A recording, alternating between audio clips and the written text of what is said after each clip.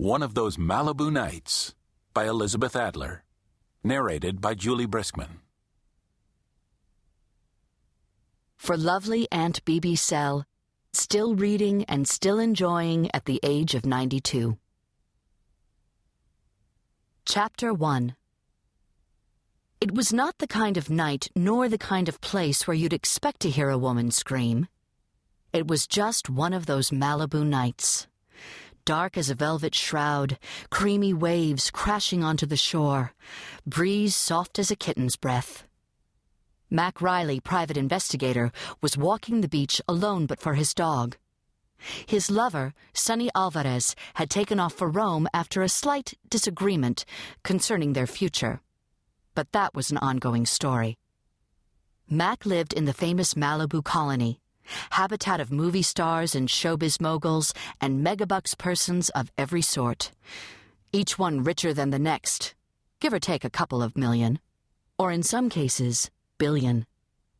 Their fancy beachside mansions didn't look so fancy from Mac's angle, but then the beach was also not an angle from which most people ever got to see them. In fact, the public rarely got to see them. The colony was gated and guarded. One gate in or out, and though the beach had free access, it was only along the water's edge with no loitering. Any unknown caught prowling along it at midnight would be in for some tough questioning. The colony's mansions were mostly the simple second or even third homes of rich people, understated in their beach chic and with the narrowest bits of oceanfront deck known to man, at a cost per square foot that boggled the accounting.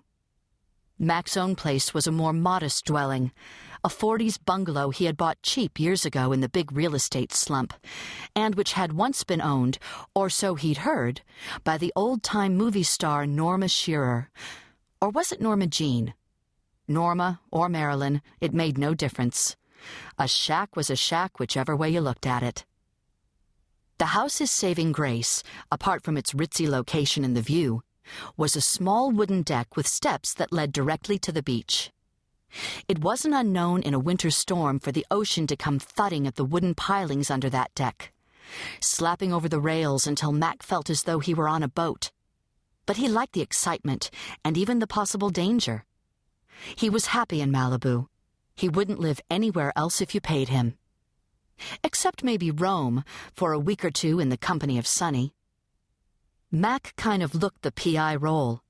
6'2", longish dark hair still thick on the head, thank God, even though he was 40.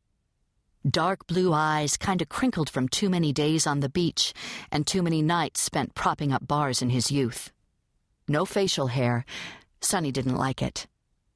A lean, athletic build, which since he was a lazy guy gym-wise, was mostly earned from jogging along the beach with his rescued three-legged, one-eyed mud of a dog, Pirate, who was pretty fast when he had the wind behind him. Pirate was Mac's best buddy, and you've never seen a more perky little tyke. With his long, spindly legs and ragged gray-brown fur, plus a severe underbite that left his bottom teeth exposed in a perpetual grin, he'd win Malibu's ugliest dog contest easy. Of course, Sonny adored Pirate, even though she wouldn't let him near her Chihuahua Tesoro. Strong on the claws, quick with a bite, and weighing all of 3 pounds, Tesoro outsmarted Pirate at every turn. Sonny believed it was the animosity between their dogs that was preventing their marriage, but Mac was not quite certain on that score. Why spoil a good thing? Sonny and he were good together just the way they were, i.e., unmarried. Sometimes Mac thought maybe it was his alter ego that appeared on your TV screens Thursday nights, in real-life documentary style, reinvestigating old Hollywood crimes, of which there were more than you might imagine.